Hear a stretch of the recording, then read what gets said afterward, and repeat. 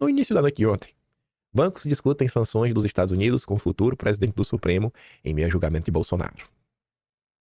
Preocupado com novas sanções financeiras, né? Eles têm intensificado as conversas com os magistrados.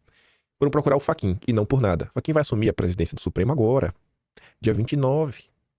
Na segunda-feira, dia 1º, um dia antes do início do julgamento de Bolsonaro, o Fachin teve uma audiência com o CEO do Itaú Unibanco, o Milton Maluri Filho, o diretor jurídico do banco, José Virgílio Vita Neto, o advogado Juliano Breda, e o presidente da Confederação Nacional das Instituições Financeiras, Rodrigo Maia, que vem sendo aí uma pessoa importante nesse processo, né? Segundo interlocutores de Fachin, a visita foi institucional e teve como tema central a Magnitsky. Quem poderia imaginar? A preocupação colocada na mesa, no entanto, é que as ações dos Estados Unidos se intensifiquem o julgamento de Bolsonaro, podendo resultar em uma investida da gestão Trump contra os próprios bancos, com exigências, por exemplo, de bloqueio completo de contas e operações financeiras de Moraes, seus familiares e outros ministros. Lembra do início, né? Que não pega nada, não vai acontecer nada, né? Ele não foi incluído em nada assim maior nem pior. Essa turma sabe o que tá acontecendo. E eles estão falando, cara, isso aqui vai... Eu acho que eles foram lá e falaram o seguinte, ó, deu ruim, viu? Deu ruim, ó, deu ruim. E no dia seguinte dessa visita chegou a cartinha da UFAC, né? Ó, deu ruim, viu? Deu ruim. Aí vai fazer o quê? Fazer o ministro, você vai presidir o Supremo, pelo amor de Deus. Pensa muito bem no que tá fazendo, faria pouco meu pirão primeiro, meu dinheiro. Porque realmente a situação é bem complicada, né? A coluna apurou que na reunião de segunda-feira, representantes das instituições financeiras pontuaram que não é comum o Departamento de Tesouro estender sanções financeiras a familiares. É comum, sim, não é incomum. Mas destacaram que esse caso é um caso sem precedentes.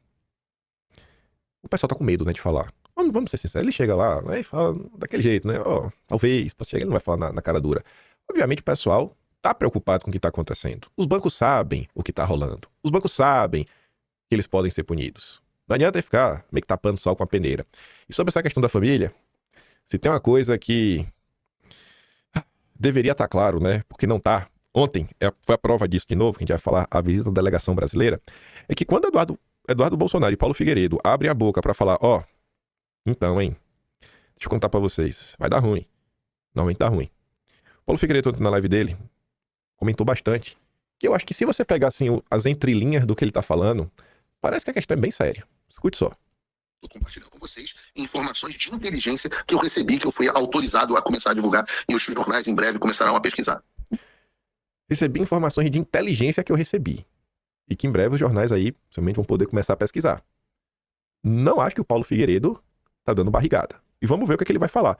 Se ele vai falar só assim coisas bem genéricas, ou se ele vai contar meio que parte do milagre e uma parte do nome do santo.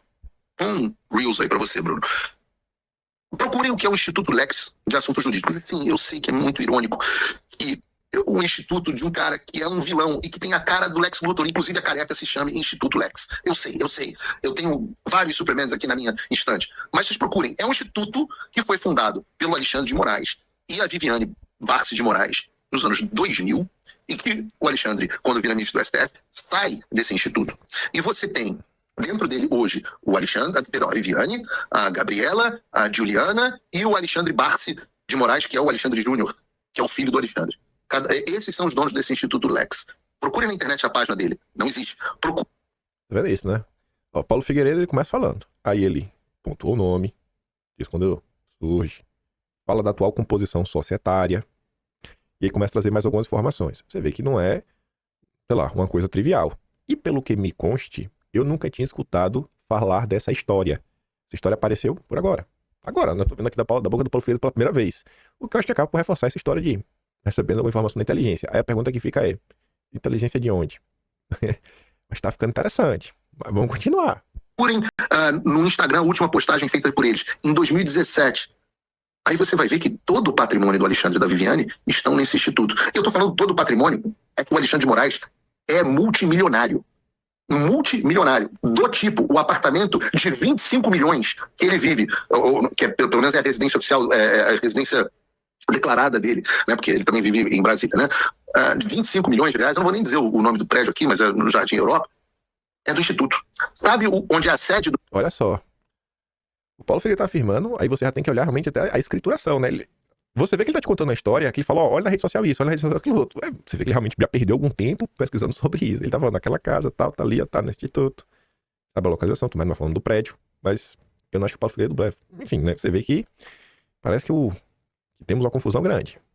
Instituto. A sede do Instituto é onde era Alexandre de Moraes Advogados, que hoje é Barce de Moraes Advogados. O Instituto e o escritório da Viviane compartilham a mesma sede. E tem mansão em Campos do Jordão, apartamento no Guarujá. Os gringos já levantaram tudo.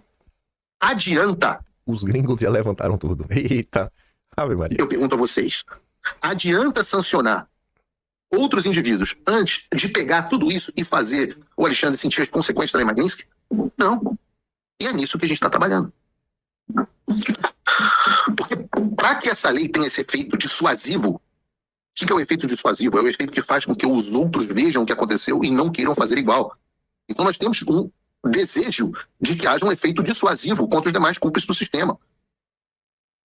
O Alexandre precisa ser o exemplo do que acontece quando alguém é sancionado pela Lei Magnitsky. Eu achei mais ele tá falando, cara, se tudo que ele tá pontuando é dessa forma, aí você se pergunta, né? Realmente, não deu nem pra sentir ainda a Magnitsky, porque muita coisa. Vendo a cartinha do banco, sabendo que as coisas não acontecem do dia pra noite, eu não falo assim, semana que vem teremos muita confusão, não faço a mínima ideia. O que eu sei é que se eu tivesse que dar um conselho, não se deixe só levar sobre as notícias do momento, sabe? Não olhe apenas assim o recorte do que tá acontecendo agora, até porque a gente tá nesse período de perseguição contra o Jair, então todo mundo fica um pouco mais suscetível a deixar a emoção tomar conta e tenta olhar com um pouco mais de calma. Todo o cenário, o que tá acontecendo desde março, abril, e olha o tempo das coisas. Olha quanto tempo levou de Eduardo Ide começar, sabe, as primeiras falas do governo americano, a revogação do visto, depois a Magnitsky, depois a questão dos mais médicos, agora a chegada da cartinha, essas novas informações.